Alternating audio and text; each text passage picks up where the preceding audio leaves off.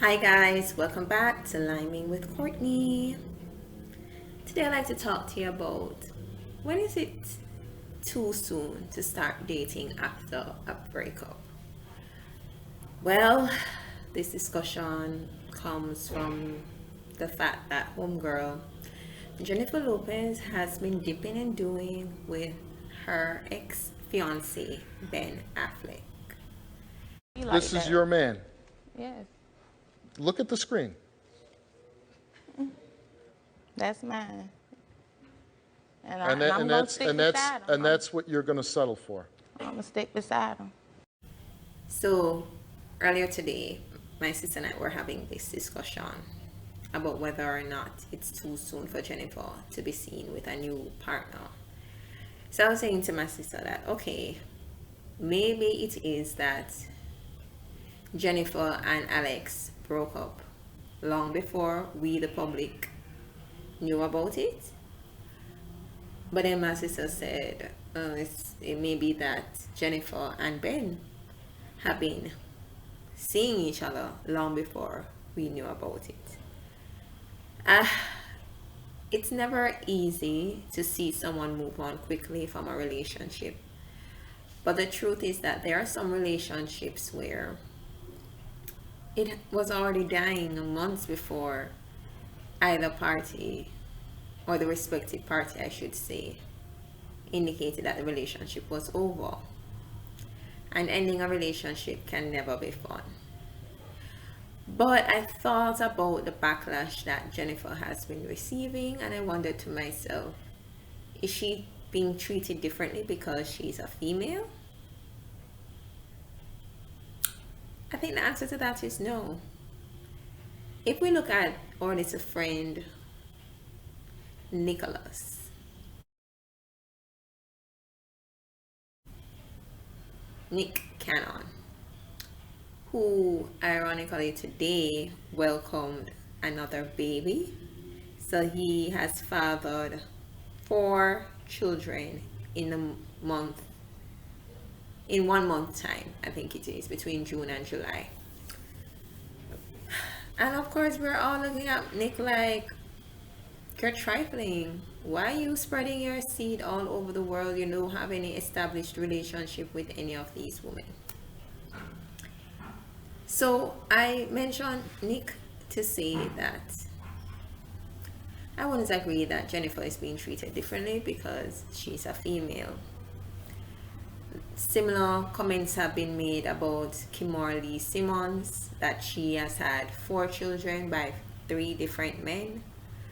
Also Kate Hudson, Kate Winslet as well. So yes, and I know I'm giving you female examples, but we know men like Puffy, P. Diddy, Love, Brotherly Love, whatever his new name is, he has fathered women by, well, he has fathered children by different women. And the list goes on and on. We have Future. Um, now, Cardi is expecting another baby, and this would be Offset's fifth child, and I think Offset is only 30, and he had what they call hood twins. I don't like the term, but he had 2 women pregnant at the same time. Yeah. So with J-Lo, I look at it that, all right, she's not the only one to have this kind of experience. She's not having babies by different men, but I mentioned the gentlemen just now to indicate that they moved on quickly from one relationship to the next. Sometimes they started one relationship while they were in a relationship with someone else. So that is the truth, that both genders operate the same. But with J-Lo though, it's a little different. And especially for me, looking on as a female, she is a hopeless romantic. And a lot of us as women can be like that. We just love the idea of being in love. But sometimes when you just love the idea of being in love, you have to wonder, does the person genuinely love any of these individuals with whom she has shared relationships? I don't know. I mean, Jennifer has more rings than some MVP players in the Super Bowl, you know? So it's really a lot that she has had going on. And she ain't stopping. Even if this relationship with Ben ends, I know she will find another partner and she'll find someone else soon. So recently we know she was with Alex Rodriguez and she was engaged to him, and he was the most amazing person in the world for her. Prior to Alex, she was dating some persons who we didn't hear much about. Then, so there was Casper, her backup dancer, and of course we have the other people who she got back. Listen, I have to Google this. You know the DMX song, What You Really Want From Me? There was Brenda Letitia. Okay. So there was, so she was married to Ojani Noah from 1997 to 1998. Then she was married to Chris Judd from 2001 to 2003. Mark Anthony from 2004 to 2014. She wasn't too bad with Mark Anthony. They were together for 10 years. And of course, he's the father to her twins, Max and Emmy. Then she was engaged to Ben Affleck from 2002 to 2004. So hold up. She got married to Mark the same year her engagement with Ben Affleck ended.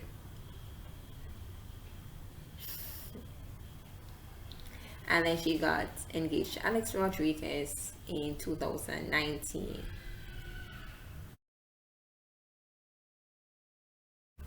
So those are the engagement and marriages. And as I said, she was with Casper, the friendly backup dancer. She had a relationship with P. Diddy. That one was a really exciting one. I think that would last her for a couple of lifetimes. I remember watching a documentary with Jennifer Lopez, and she said in the documentary that her friend said to her that she has insecurities. And the friend said the reason she formed that view of Jennifer is because Jennifer allows men to treat her less than, like she's not worthy. But I thought to myself, but if she has all these breakups, I would, as an outsider, I would think that Jennifer doesn't stand for foolishness. Once a man doesn't treat her right, she ends the relationship and she moves on quickly to somebody else. Like, deuces, no hard feelings. But if it is that she's constantly seeking acceptance from a man, it could be true that she has these insecurities that she doesn't want to acknowledge. And I think the fact that she has her children, I think more diligence should have been exercised on her part before introducing her children to these several men. Because of course Casper was a part of their lives for some time, and a lot of people thought that Casper and Jennifer were going to get married, and then she got with Alex, and J-Lo's children and Alex's children had a very close bond. I don't know if J-Lo has introduced her children to Ben's children, but we have seen pictures where J-Lo's children were at a birthday dinner for J-Lo's sister, and Ben was there, and J-Lo and Ben were kissing in front of the children at the table. J-Lo's in her 50s. Like, this kind of behavior I would expect from somebody in their 20s. But she's in her 50s. I mean, she really needs to sit down with her therapist and just learn who J-Lo is, what J-Lo wants. You know? I don't know if you agree with me, but I think she needs to sit down with someone, because there's a void that none of these men have been able to fill. There's something that causes her not liking being by herself, as in just being alone, just hearing silence in her home, not having to share vacations with someone. And she's so busy. So I'm saying her not being in a relationship shouldn't be that lonely for her, because she's always working on some project. So the projects should be distractions for her, I would think. But she's walking through the town with her boo, Ben. And we know that Ben is an addict. He has a gambling problem. And sometimes when persons are addicts and they go into something very fast, very quick, because they have a naturally addictive personality, they may rush into things without thinking it through. So I wouldn't be surprised before the end of 2021 if J-Lo and Ben were to be engaged or married. And that brings me to my next point. Like, if they were to be engaged and soon, would it be weird if he gave her the same ring that he proposed to her with those many years ago? Like, for me, I'd be like, I don't want that ring. I'd probably like chop up the diamond and make earrings and a pendant, but you're not gonna propose to me with that ring, because it would just bring back too many bad memories. But like, that would be weird, wouldn't it? Like, your ex-fiance popping the question with a ring that you wore for months, and there was speculation that he broke up with her like either a day before or a couple days before the wedding. Like, she's good, she has a heart of gold, because I could not forgive him. Like, don't talk to me. Where are you going? Like, who do you think you're talking to? So, if J-Lo and Ben Affleck can be together, right? Many other Jennifer Aniston and Brad Pitt, I guess, can get back together. Although speculations were that Brad Pitt was seeing Andrea Day, you know, that singer. So might as well everybody just team up back, you know, familiar ground. I don't know. That's how it seems. But it's just disappointing. Like, J-Lo was just with Alex at the inauguration. Like, just with him. Like, she sat on the steps in her nurse uniform and posed with him. Let's get loud, you know? Is that what caused the breakup? Maybe when Alex heard her say that, and then she started speaking, like making all sorts of references in the midst of the song. He's probably like, this ain't gonna work. I don't know.